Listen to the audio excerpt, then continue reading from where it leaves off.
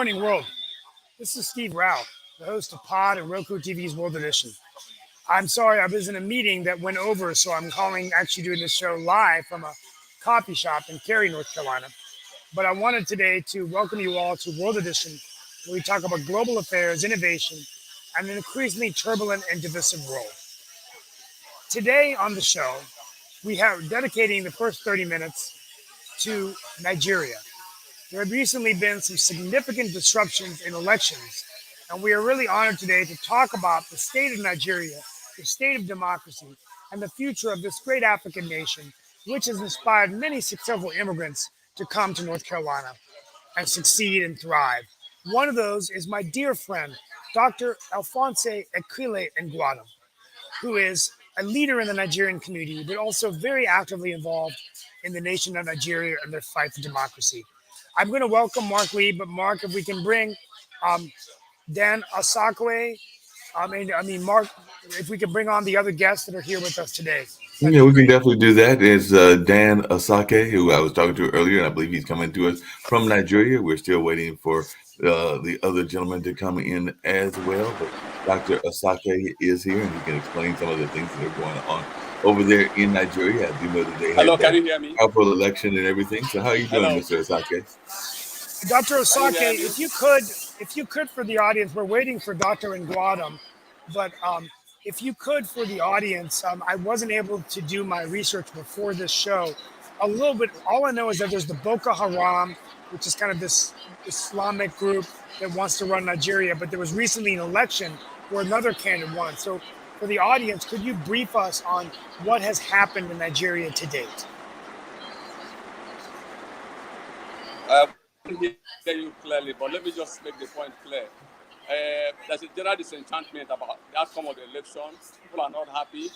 A lot of people expected from the election, but the way the INEC handled the election has left a lot of people in doubt, and it placed a lot of credibility problems and questions on the outcome of the election.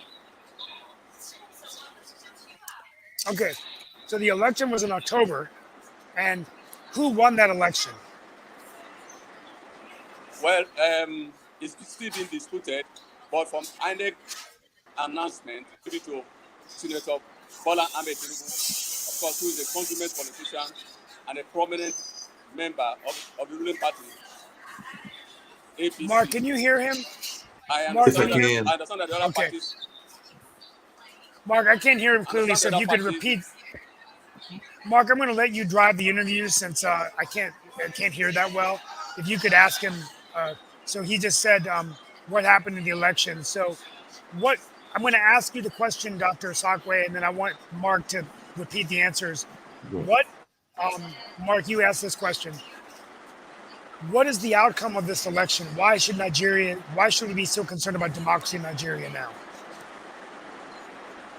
Well, I can't hear you clearly, but let me just say that people are not happy with the outcome of the election. The opposition parties, Labour Party, People Democratic Party, NPP, they are not happy with the election, and I think they want to challenge that election result in court. But I think the major issue came in the process of the election and announcement of results. INEC did not do what it's supposed to be.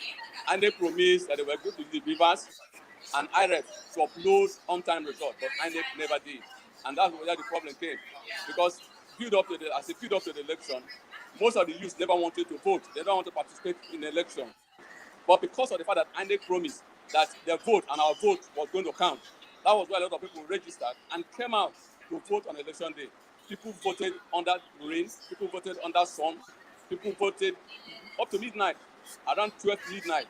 And at the end of the day, when the results were being collected and announced, INEC abandoned the responsibility of not giving on-time results as a promise. And that has created a lot of problems, disenchantment, disappointment, and people are angry, people are not happy.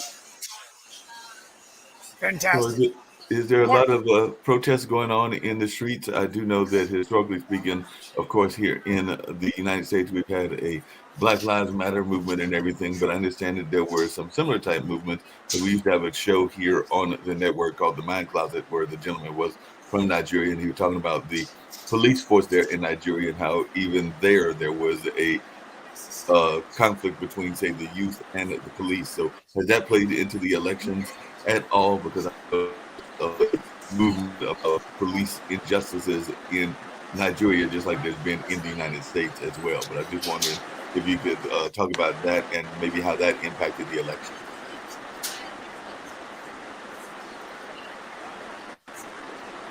Well, as a build up to the election, like I said before, as a build to the election, you discover that people were not really, there was a kind of apathy. People were not ready, because based on the elections we've had in this country over the years, most of them have ended in all those elections. The results are not being credible, are being manipulated. But in this one, like I said, to the build up, INEC sold it in such a way that our votes will count, our votes were going to count, and everything about the build up to the election, people believed in INEC. But like I said, there were some because the ruling party lost in some states. It was not supposed to lose in presidential election. They lost in Lagos State. They lost in Nasarawa State, they lost in Plateau State, the stronghold of the APC. And of course, in Edo State, Labour Party won in Delta State and won in the whole of the Southeast. Those were the kind of enemies.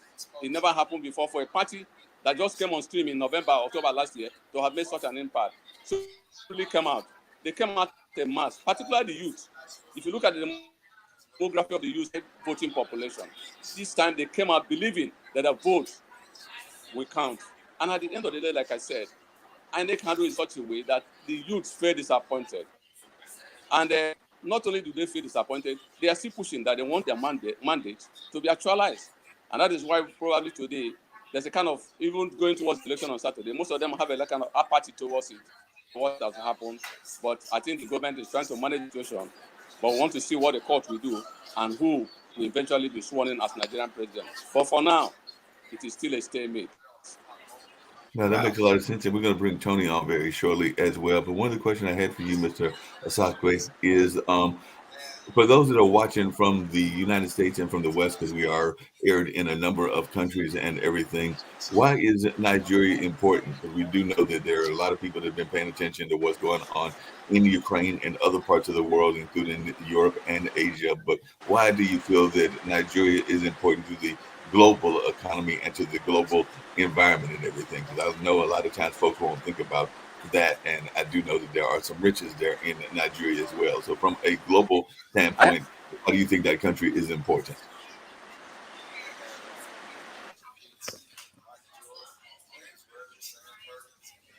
Dr. Dan? I don't know if Dr. Dan could hear me and everything, so I'm going to bring up Lee Newton Rhodes as well, because it looks like Dan might have frozen. I'm also going to see if Tony's available as well. So I'm going to see if Tony's available, but I'll bring up Lee as well. And there's Tony and everything. Tony, I don't know if you heard that last question I was asking Mr. Asakwe and everything, but a lot of times people are wondering about the importance of a country like Nigeria and everything. And hopefully Steve will be joining us as well. But if you could just share, if you can get off mute and share maybe a little bit about the importance of the country of Nigeria, I'm sure we would love to hear that from you.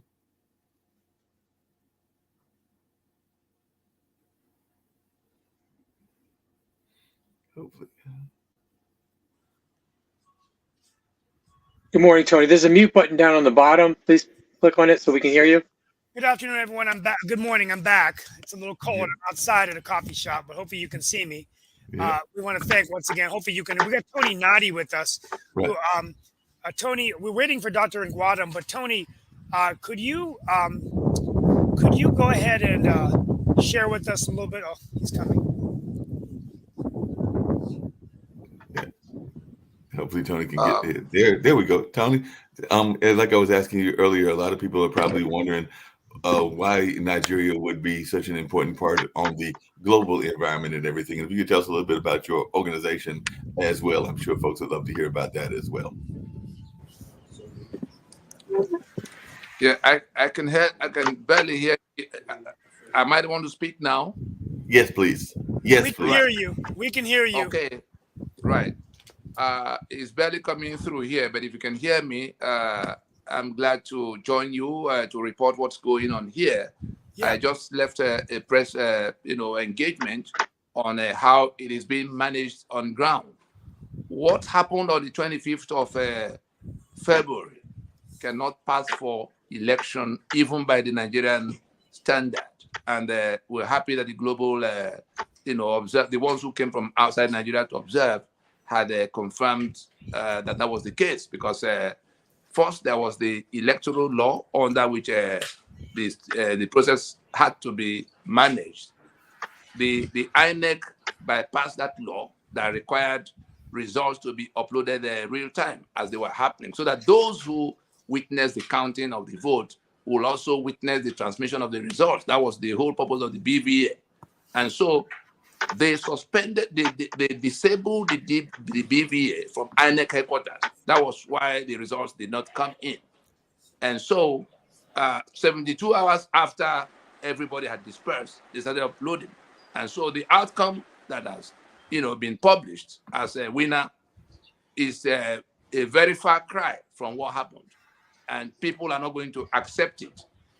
The second deficiency, which is even more serious, is the one of the Constitution, the requirement to be returned as winner. You had to have the overall number, highest number of the valid votes.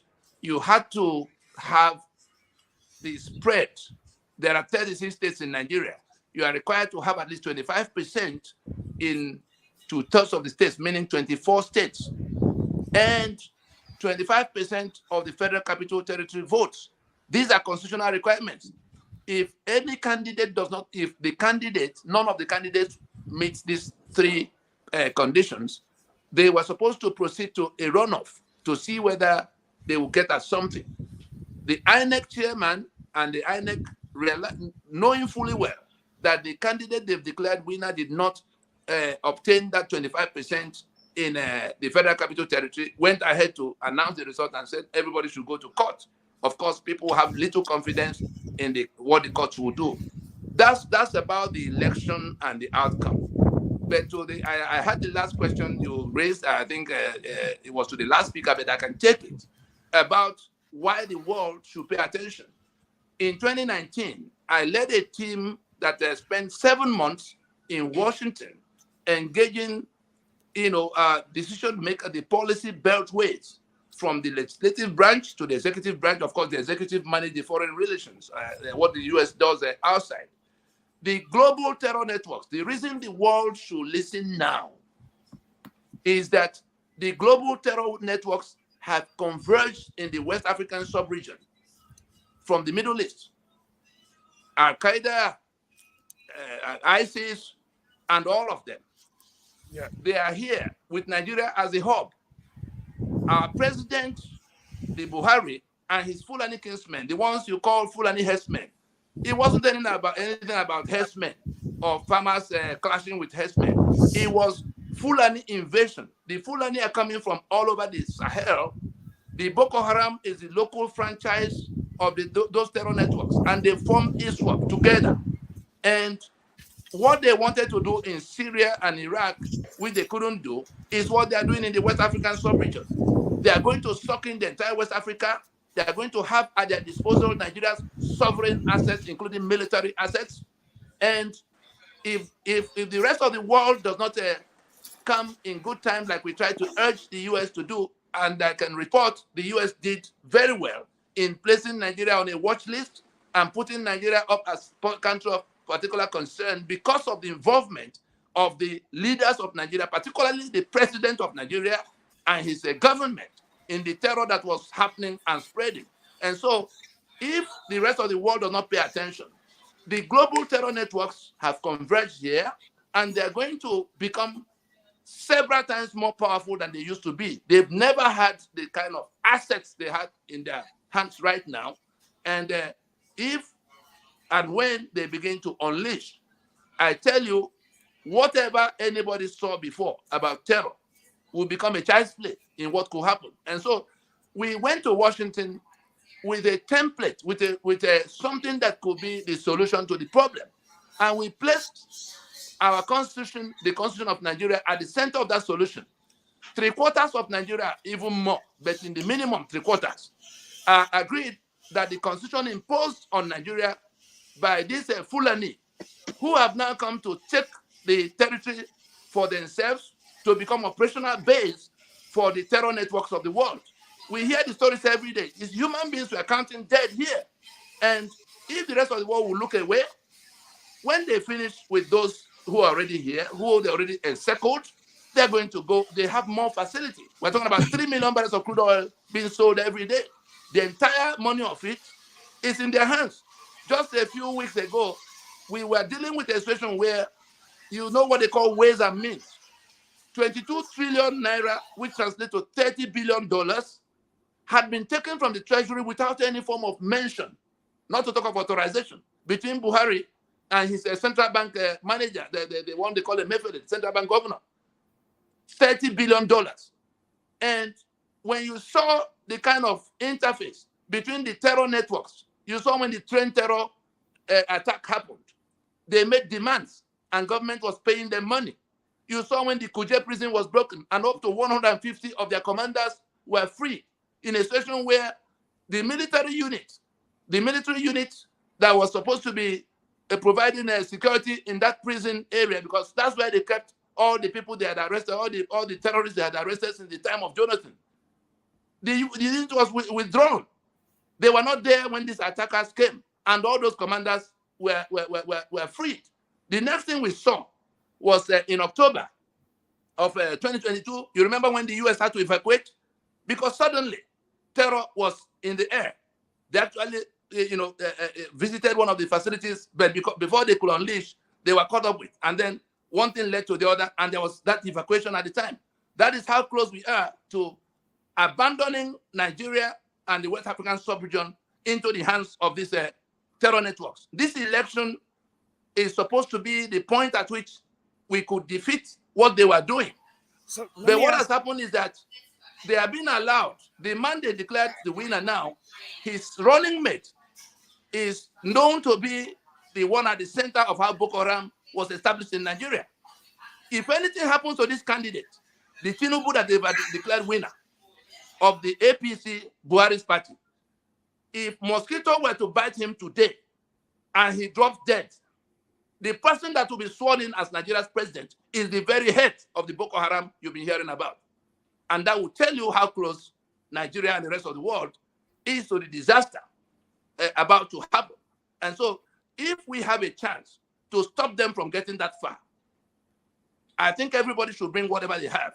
And there's enough of local initiative that could be supported if people will listen. But if they don't listen, of course, they're already killing us. We don't matter. But I tell you, the US will pay in blood. The rest of Europe will pay in blood when this monster assumes full control of Nigeria's sovereign assets. And what goes with it. Nigeria's international clout will be in their hands. We saw what happened with Iran. Yeah. As you could identify the Iranian before he gets to you. How are you going to identify the ones who come from here? Because there are blacks in the US. I think it's an emergency. So it's not a question of whether it's PDP or APC that wins. It is that constitution that enables them do what they're doing that has to go down. Our proposition in NINAS, which we shared with the US, and we answered questions for 7 months between Washington and New York, because it came to where, you remember in 2019 when they sent the Agnes Calama, rapporteur mission to Nigeria. It was in further interrogation of our propositions about what could be done. That constitution is what we say must go down. What we need to do is what South Africa did in 1990 to halt the journey to any further elections, even this one that has already collapsed. I can report to you that no election has happened in Nigeria. If the global committee will listen to us, we'll stop now and go to transition so that we can get rid of this. Buhari has been there for 8 years. If he hasn't been able to take over the place up till now, he's not going to be able to do so except we allow him to get away with this brigandage we've seen that they call elections. I think that's the report for today. Hey, Mr. Tony and everything. One of the things I was curious about, and I'm gonna bring in Sasha Starr, who's one of our folks as well. And of course, I do see that Professor Kelly is here as well. But I do know that one of the things that Sasha has brought up, and I know that it is of importance to a lot of folks, is the importance of China and how China has been playing an impact on African countries and everything. And I know that y'all have reached out to the United States to get aid from the United States, and I imagine from other Western nations as well. But I was just wondering your take on the Chinese influence on Africa, because we do know that China has definitely tried to do a lot to go into not just Nigeria, but other parts of the African continent as well. And I know that Sasha has brought this up on a couple of times, that he has been on the shows here as well. So I was just wondering your take on the Chinese influence and everything in that nature. So, and I'm also going to bring up Professor Kelly as well, so he might have some thoughts about that also. So I'd love to hear either one of your thoughts about the Chinese influence on what's going on in Africa. Okay, thank you, Mark. China is taking very pragmatic and very strategic approach to African countries. Basically, it builds. Sorry, it builds influence there. It offers cultural centers, studies of Chinese languages, and they're taking very long-term approach. They're looking ahead of 15, states, meaning 24 states. Sorry, I don't understand. Somebody asking me a question? Oh, okay. Anyway, that's all I wanted to say. Thank you. I appreciate that. Professor Kelly, glad that you're here with us as well. I know you're a friend of Steve's, but did you have any thoughts about what's going on in Nigeria and the influence of both the West and even like China and some of the other influential places as well that are playing their role in what's happening? Welcome, Dr. Nguadam. Can you hear us? I don't know if he can hear us. Yeah, I'm not sure either. Is he frozen? All right. Okay, he seems to be frozen and everything. So we'll hopefully get an answer from him in a little bit as well. And if Tony wants to chime in also, but that is something that I know a lot of folks are paying attention to. It does look like he is still frozen. Can you hear me? Can you hear me? Yeah, I can hear you. Yes. Yeah. Hello, hello, Akili. Can you hear me? Yes. Yeah. Can you hear us? We can hear you, Professor Kelly. Oh, he just disappeared. So. Yeah, I can hear that and clear. Mark, ask him if he can hear us. Can you hear us, Professor like Kelly? Tony is still talking. Yeah, I'm talking. No, I'm done speaking, Prof. I think we're having audio issues. Yeah, it sounds like there's some audio issues going on and everything, and we'll hopefully get those cleared up in a matter of minutes. Yeah, go ahead. I was going to bring up another part of Africa that is going on because definitely Tropical Cyclone Freddie has hammered Mozambique for the second time, and it definitely looks like along with that same storm, Malawi has declared a state of disaster as nearly 200 were killed, and they're saying that more than 100 have been killed in southern Africa as Storm Freddie is doing its damage in that part of the African continent and all in that space. And of course, we do know in other news that was taking place in the world, and of course, we do want to hear more about what's happening in Nigeria, that fentanyl was in the news as well, because apparently Mexican pharmacies are selling fentanyl-laced drugs in tourist areas. So that is one of the other things that is going on. And lawmakers are calling for a Mexico travel advisory over reported counterfeit drug sales. So that is something that we're seeing in that space to the south of our border as well.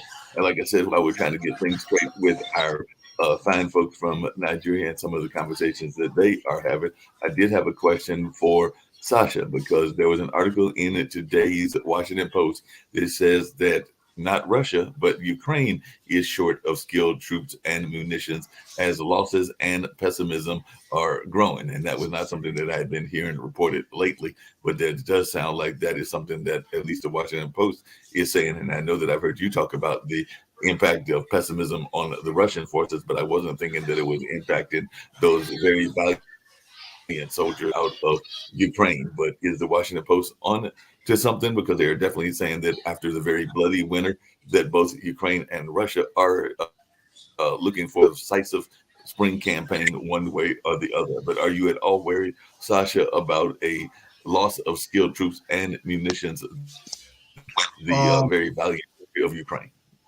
Yes, I'm aware that there are certain types of ammunition which are lacking in Ukrainian army. The fact that they're losing skilled troops, it's evident because the country is for more than a year is fighting the Russian army. So obviously the more experienced troops are exposed to fierce attacks by Russians, especially lately in Bakhmut area. But that is not having any effect on the will of Ukrainians to defend their country and continue to fight. In fact, what I've learned just that yesterday, there was the meeting of Supreme Commander-in-Chief's staff, and decision on Bakhmut was made. The decision was to defend it at all cost. They have very, very skillful troops right there, and they're the best of the best, and they are inflicting incredible losses on Russian army, and they hold on to it because this will be a trampoline for the upcoming Ukrainian attack all over there. And interestingly enough, the latest information what I've got is that it's much easier actually to defeat Russians and take over the Crimea area than Donetsk and Lugansk area, the Donbass area. Why? Because the Donetsk and Lugansk, especially Donetsk region, they are heavily fortified.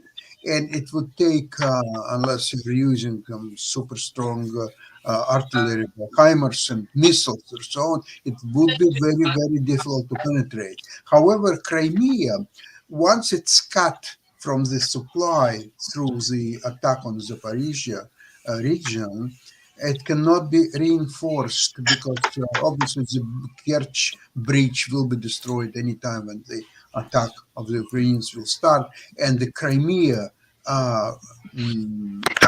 army, Russian army, will be completely cut off from any supplies, any reinforcement, and there will be only choice to die or to give up and just. Can we hear Dr. Nguadam? Dr. Nguadam, can you hear us? I guess his audio is not working. Yeah, the audio is not working. Can I get Sasha a question? Yes, can you hear me? Yeah, we can hear you. We can hear you. Can you hear us? Can you? We hear you, Doctor. Can you hear me? Yes. Yes, I can hear you. Okay, good. Let's go to Dr. Okay. Nguadam. Well, Please. thank you for the show. My purpose and reason for coming into this show. Please go ahead. Can you hear me? Yes, we hear you. Okay. Well, see, actually, the election in Nigeria, the reason I wanted to attend this particular show today is the U.S., Great Britain's reaction to the result of the election that they know that is 100% flawed. And for U.S. government to send a congratulatory message to the so pronounced winner of the election when they know that the so-called winner did not really win the election. The Independent Republican Institute and National Democratic Institute sent 40 representatives as observers to this election. And you can go and read their report and their recommendations. Everything about the election and the outcome is not correct. And if you go further, Mark Page, if you go to the African, if you go to the report given by Matthew Page, Associate Fellow of African Program, he stated clearly that he is baffled by the recommendation and the pronouncement of the U.S. State Department to acknowledge this report or the election result as a good one. That gets me really worried. U.S. a champion of democracy in the world, to see what happened in Nigeria and accept that as a democratic process is very shameful. And I'm speaking because as a person who participated in the election of Joe Biden, I was the co-chair of the battleground state on the southeastern part of the United States for the African diaspora here in the United States to make sure that Joe Biden wins the election. Since he won, we have seen a down spiral of a democratic support in any of the African policy, and particularly in Nigeria. So do you think? And I do not understand why. I am a Democrat, but right now I feel like I want to be a Republican because during Trump administration, Trump put Nigeria on a watch list. The Boko Haram is a terrorist that the whole world knows. And this government that have just so conducted an election is planning to hand over to Boko Haram leadership and make Nigeria an Islamic state. All the plan has been concluded. I do not understand the U.S. policy anymore. And I am very, very disturbed. And I know my people back in Nigeria are well disturbed about their stand. Do you I think? need anybody in the state government to tell us why they are treating Nigeria as people who do not matter. And they focus on Eastern and Western Europe and Asia and make Nigeria the most populous nation in the world, black nation in the world, as if they don't matter. I need some answers, and my people need some answers. Well, real quickly, do you think, gentlemen, the question I have for the panel is, and maybe I can start with Sasha. Sasha, do you think that, and first of all, Dr. Nguadam, we thank you for your insights. Do you think that so much of the focus is on Ukraine that we're not focusing on other democracies as well? Because we've talked about that South America, Nigeria, authoritarianism. Is this? I mean, how do we work to convey to the administration that this is happening in Nigeria? Sasha, what are your thoughts on that?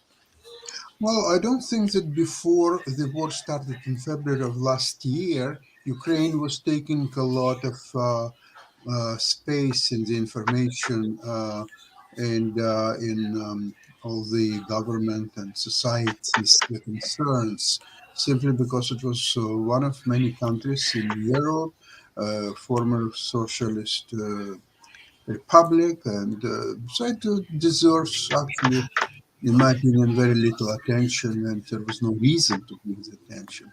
However, once Russians started this horrible war, and on both sides, by the time that we talk now, well over 250,000 people perished. 250,000, it's a very large number in 1 year, 250,000 people. And it's a fierce fighting which has no end to it. I don't see any peaceful negotiations anytime soon.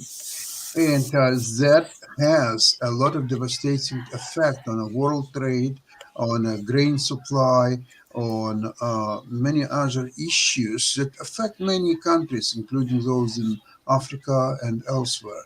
So I don't think that Ukraine deserves any special space in information coverage, except that it affects too many people everywhere. And the energy prices, the food prices, and everything is so. And essentially, all of us have to pay consequences for that. So it's happening naturally. I don't think that there are some forces that are playing. Okay, let's talk about Ukraine. Let's stop talking about Africa and Asia and Latin America and everything else. Talk only about Ukraine. I don't see that happens. Well, what advice, Dr. Nguadam? I'm going to ask you, and then Dan to weigh in. The last 10 minutes, we might roll over tomorrow to talk about the bank fallout. There's been lots of concerns about the banking crisis and the other banks that are going to follow. We're going to continue our discussion on Biden's $6.8 trillion budget. And the Trump election, DeSantis and Trump. It's starting to heat up now with some sparring going on in Iowa, but between Haley, DeSantis, Trump. Dr. Nguadam, what is your ask now then of the U.S. government? What message do we want to convey to the president, the Congress, the Senate? What do you want? What do you want us, the White House, to do?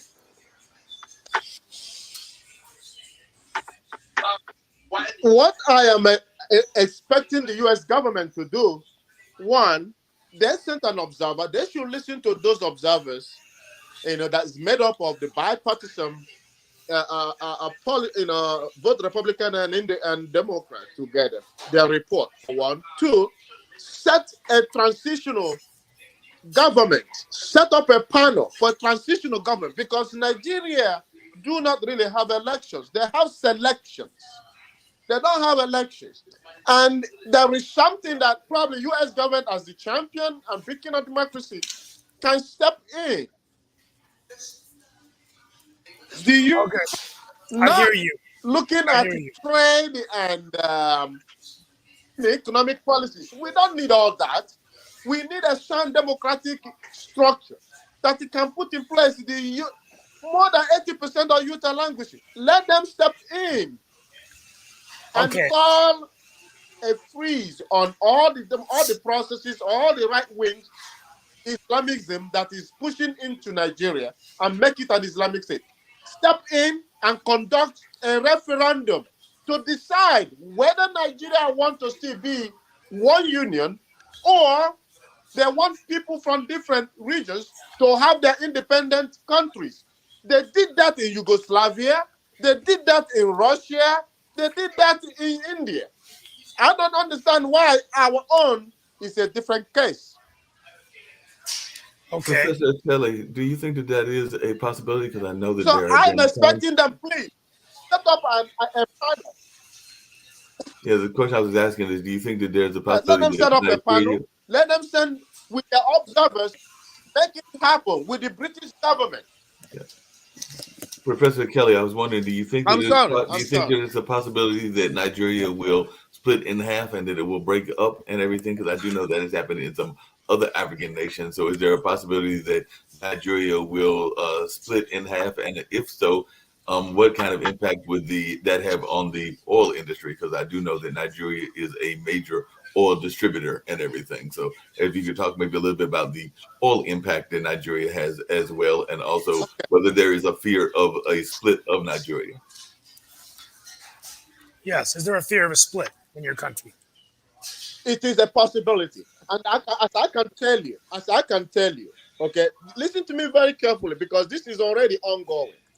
There is a conquest mission by the right-wing Islamic extremists in the West African region. The ISIS, the Al-Qaeda, all the terrorist organizations we all are pursuing, American pursuing in the Middle East, have moved to the West African region. And as I'm talking to you, Nigeria have a constitution that guides them. 12 states out of those 36 states have declared the Sharia. They undermined the constitution that the entire country put together to govern them. These 12 states are now Islamic states. They don't care about the Federal Republic of Nigeria constitution. Now, the rest of other states in the south and in the west are already galvanized themselves to form an independent country. The people in the middle belt, the people in the southwest, and the people in the southeast. There is nothing wrong with each of them having 4 countries, and there's nothing wrong with that. Each of these regions have enough resources to sustain themselves as an independent state. It is just the Islamic right-wing fundamentalists that are pushing for an agenda for an Islamic state to control every region in that area. And they know it. British government knows that. US government knows that. Why they are being blindsided and quiet and silent and not doing anything about it is what baffles me. We will survive.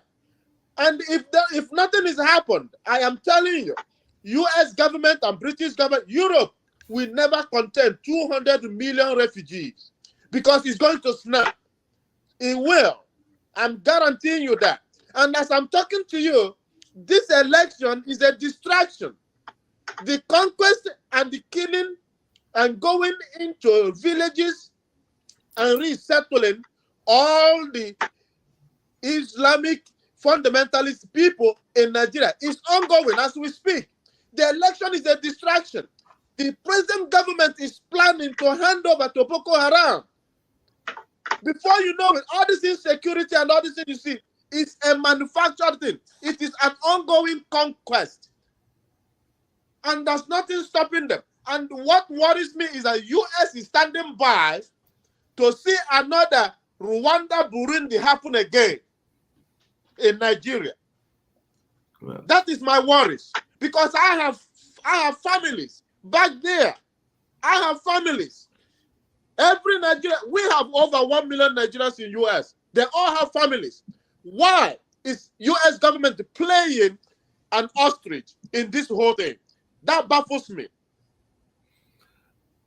Lee, you've running as a presidential candidate. You've actually been involved in a number of political activities there in New York and everything. And I was just wondering your thoughts about Africa and whether we're paying enough attention to Africa as one that may, who knows, if the fates play that way, could be sitting in the White House one day and everything. So, Lee, I know that you've been very active on LinkedIn, but I don't know that you've asked that much about the African continent, but I'm just wondering your thoughts about what you're hearing from these gentlemen about Nigeria, which I do know has a lot of very powerful industries. It's got one of the leading oil reserves in the world, and I would argue it has one of the top filmmaking communities in the world as well, because Nollywood is a very real thing and everything. But I'm just wondering your take as somebody that is involved in politics and might have some thoughts about this important issue. I totally agree with what the professor was saying. I think the media in Washington downplay, ignore what's going on that continent. A lot of Americans, I don't think they can name the countries and where they are in Africa. And also, it's such a booming economy, almost 1 billion people. So from an economic perspective, there's a lot of economic trade opportunity. And I find it very 100%. interesting.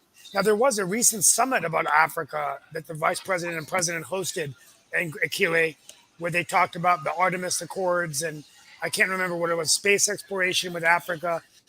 But then we never heard anything. So I agree with Lee. Perhaps one solution as a public official, I'm going to work on maybe bringing in Deborah Ross from a U.S. Congress for a town hall meeting with Nigerian community next month. So I think that's one thing we can do, because I think it's important to let our congresswoman know, along with Congresswoman Fouché, who represents Durham, but we bring both of them in she replaced David Price to talk about this issue.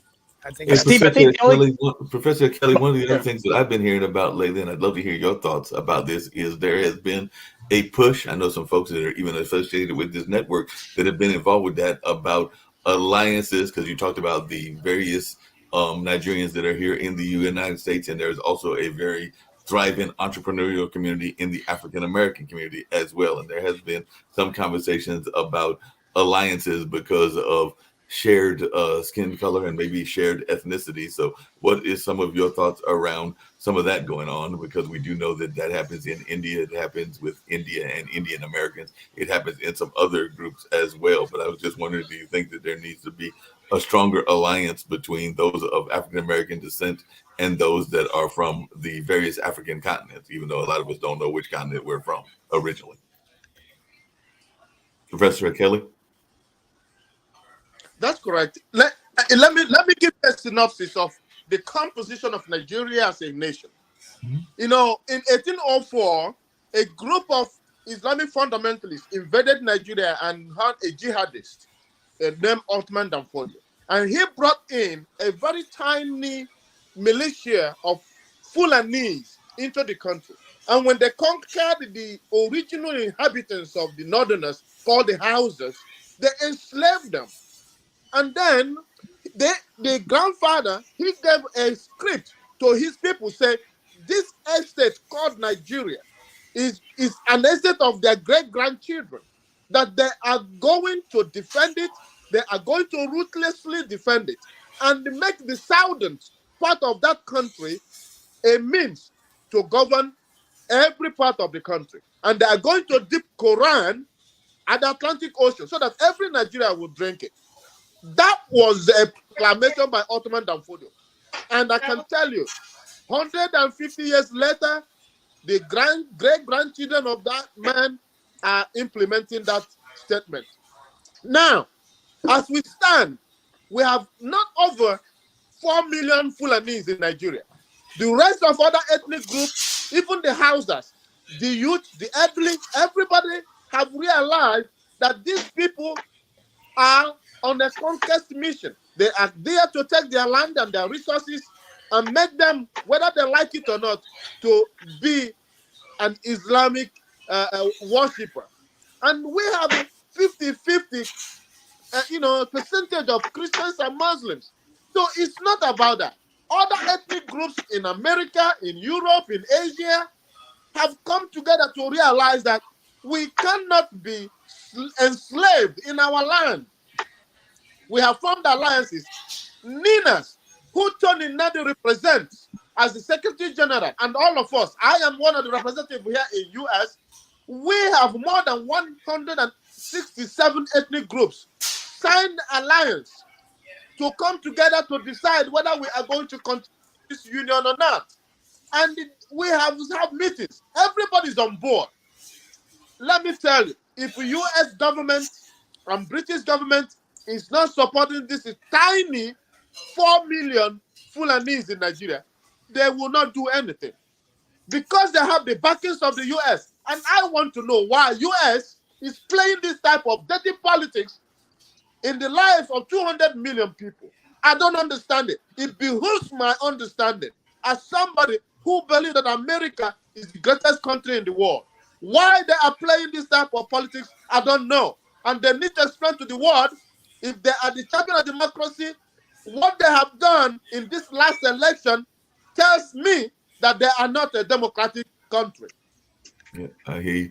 One of the questions I had, I was going to actually turn it back to Ukraine really quickly. I know we've got the Ukrainian show in about a few minutes, and I do have one other news from Latin America as well. But Sasha, one of the things that I was curious about, and I know a lot of other people are curious about it, and I'm actually going to tie the questions a little bit together and everything, is there is a country, there's a area there in Russia that a lot of folks are fighting very solidly for, but I understand it's a very small city and everything. I don't think it's as small as Morrisville, but it might be as small as Durham and everything. So why is Bakhmut so important to everybody if it is such a small city? It doesn't sound like it's a major metropolitan city. It might be because of where it is located and everything. And then the thing that I was going to possibly loop the two conversations in together is it does seem like a lot of these militant groups, whether it's in Ukraine or in Nigeria, are actively recruiting people from the high schools. And we know a lot of times high school kids are not that aware of what they are fighting for. Even our own military kids aren't always aware of what they're fighting for, but it does look like the Wagner group went into my high schools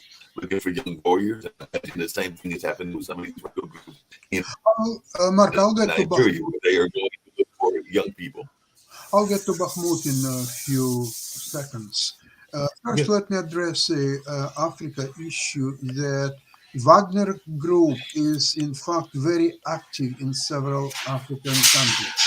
And what they do is they create a lot of corruption, confusion, money laundering. They're involved in selling arms and corrupting local governments.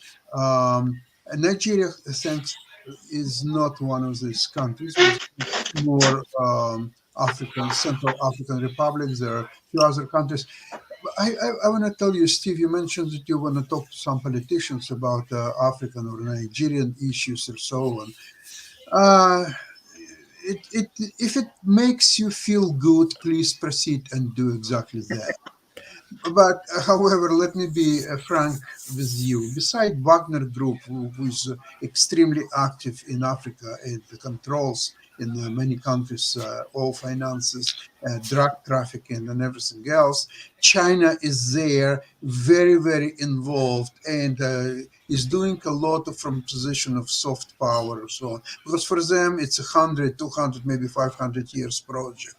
Now, U.S. doesn't have that long attention span. It got already tired after 1 year of war in Ukraine. So to go in Africa for the next 500 years for a country like United States of America, it's mission impossible. Just to make sure that you understand that. Okay, the Bakhmut.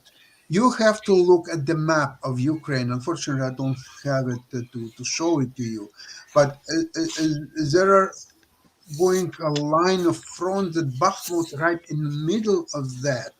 And unless Russians can take it over and completely control it, they cannot move forward, because what's happening is that once, let's see, a normal strategy would have been forget about the Bakhmut, okay, let the Ukrainians hold it, but go in by sides or both from the right and the left side, and then continue the attack. But it's impossible because Bakhmut is being reinforced, and then those sides which went to attack bypassing Bakhmut, they will be encircled and killed, all of them. There will be very few prisoners. Most of these people will be just simply killed. Now, so Russians understand that before they could move really forward, they must capture Bakhmut. But Bakhmut is the key to all their so-called great offensive, which started sometimes mid-January or so on. And now it's hold right there. So when Russians are talking about that they're going to send missiles and defeat London and Paris and Berlin and whatever else, guess what? For almost a year, they cannot take over Bakhmut, a city at the best was 80,000 population. Now it's about less than 10. Most of these people disappeared. Most of the people were killed. Most of the people left the city and just moved elsewhere. So that's a story of Bakhmut. A lot of people are being killed as we speak. And unfortunately, that's the reality of this war. It reminds me something of a Stalingrad battle during the Second World War, where the fight is for each house, each door, everywhere. So, Sasha, you mentioned China really quickly, and apparently the White House is encouraging President Xi to reach out to President Zelensky, but there's no confirmation of that meeting. But apparently Xi is looking to speak with Zelensky for the first time since the Ukrainian war broke out and everything. So is this a good thing or is this a bad thing? And do we like the fact that the White House is encouraging these two folks to have that conversation? well, listen, everyone is trying to create a situation for peaceful negotiations. This is what responsible politics are trying to do. Now, at this moment, the both sides, Ukrainians and Russians, are so far apart in their expectations, in their demands, and what each side think is acceptable, the solution for this war, that it's impossible to believe that Chairman or Emperor Xi would make a huge impact on that. I just don't understand what he's going to offer to Zelensky, something that has not been offered to him yet. What is he going to tell him? To concede to Russia 20% of its territories is not non-starter. What else is going to tell him? Yes, we're coming. Yep, absolutely. Yeah, We're coming into the tail end of the show, but we want to thank Dr.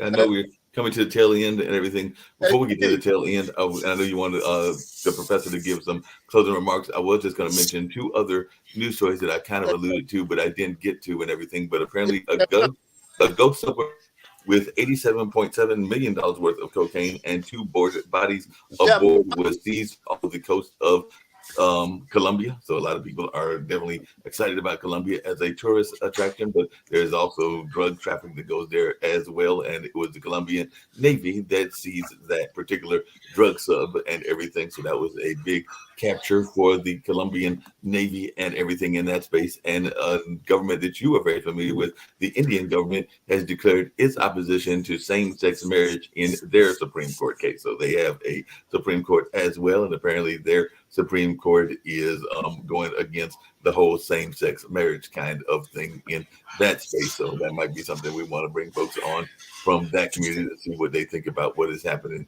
It is a in little that bit. way. It's a little bit more of a conservative regime in India. Well, we're going to close out. Before I leave, Please. before the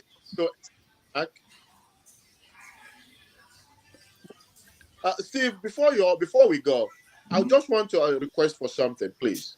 Yes. Just 1 minute. Yes. Please. Yeah, you have the floor is yours, my friend. I am asking the U.S. government to send let them send for a special envoy to Nigeria. A special envoy to meet the Nigerian Indigenous Nationality for Self-Determination Alliance and to meet with the youth, not to the north only, all the people in Nigeria, to sit down and discuss the future of Nigeria. We cannot get there by this election or any election. The most populous people in Nigeria are craving for self-determination. It is something to worth looking into because already we have all the constitutions to make it happen. All I'm asking, if they can send a special envoy to mitigate the circumstance on the ground right now so that we can avoid the bloodshed because it's coming. It's coming. Let them not ignore it. I am requesting that we send all our emissaries to go to that region to make it happen because the 200 million refugees cannot be contained by United States. No, that makes a lot of sense, and I'm definitely going to turn it over to Steve. And I was actually going to allude to something that Sasha kind of alluded to earlier and everything, which is the Chinese influence in world politics and everything. Because one of the other things that I had seen in the news yesterday that we didn't get to, and maybe we'll talk about it on tomorrow and some of the upcoming shows, is the and you talked earlier, some of the Nigerians did about the influence of what is going on in some of the Islamic nations and everything. But Iran and Saudi Arabia are reestablishing relationships, and apparently there's a lot of folks that are concerned that the U.S. is watching from the sidelines and that there is some U.S. apathy in that part of the world. But China is not having apathy. Apparently, China is paying a lot of attention and is actually even brokering that deal. And I don't know if Lee's got any thoughts about that, but it does look like China is. Mark, I just got a quick question for Sasha regarding Ukraine. Okay. We're in March now, March 2023. March 2024 is the next election. Is it on hold or still scheduled for Ukrainian people? No, it's not on hold. It's scheduled and it will be held. I never heard anything otherwise. Yeah. Now, concerning U.S. reaction on the Saudi and Iranian affairs and so on, U.S. has very little possibilities to affect world politics all over the world. It's just physically impossible because there is a huge fight between two political parties in the United States, namely, the Democrats and Republicans. And therefore, each question, if one side says so, the other side will criticize it and say, this is a huge mistake, it's not going to work, or so on. So in at least in one, even such obvious thing that the war in Ukraine started by Russians, killed 250,000 people on both sides, and so on, even that one, on the surface, it should have been unite all politicians, the Democrat and Republicans, and so on, because it's so obvious violations of any human rights, any world order, and any considerations from Russians. So they should be punished one way or another. Even that, there is no unity. There are noisy, this Trumpist fraction in the House that says, well, Trump just recently says if he's elected, no penny, no more help to Ukraine, and so on. And we know his position about Russia. We heard it publicly when he, in a meeting in Helsinki, when he said, well, FBI says so, and Putin says the opposite, and I'm inclined to believe Putin. So he betrayed his own institution and so on. So I don't want to go into it, really. I've made my point. Thank you. You made your point, Well, and folks, we're going to toss it over we're to over time. Steve. We're over time. We're So over we want time. The We'll only thing I close was out. going We're 1 minute Yeah. over. We got to go. Thank you all for being with us. Dr. Ngwadam, thank you for your fight for Nigerian freedom. Democracy will bring you back on in a few weeks. And we want to thank all of you who are listening for this wonderful, engaging discussion. Catch up tomorrow on the banking crisis and politics in Iowa for the Republican nomination for Hey, president. Steve, I know Thank you we're all so ending, much. but I do have one quick question for you. Are you going to be rushing off to China and everything? Because apparently China is reopening its borders and they're resuming all visas to tourists. So I just want to know whether you're going to be heading over to No. China anytime soon. No, I got invited to speak with the mayor of Morrisville, and I'm not going. I decided I don't think it's safe to travel to China. Thank you. Point taken. So we All right. can get on out of here, and let's get on out of here, and we'll have some more engaging conversation on tomorrow. Yeah. Thank you, gentlemen, for all of us here. I look forward to